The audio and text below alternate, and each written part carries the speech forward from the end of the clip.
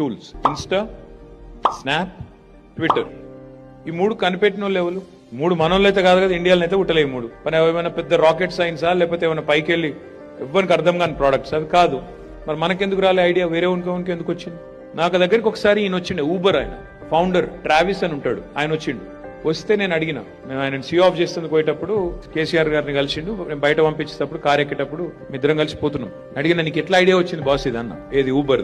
ఎంత ఆయన చెప్పిన ఆన్సర్ నాకు మతిపోయింది. ఏమన్నాడు తెలుసా?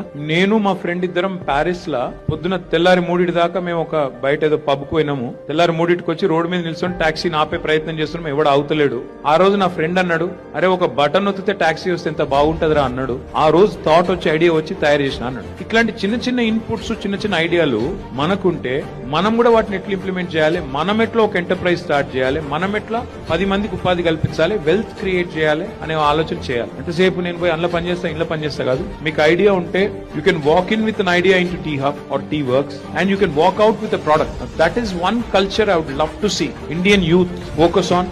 I want the next Google, next Amazon, next Insta, next Snap to come from India and preferably from Telangana, from Hyderabad or from Warangal or wherever you are from. Adi manaku chese talent undi. Koద్దిగా మనం mind open చేసి Yoshita, it's not a brand, it's an emotion. Dream.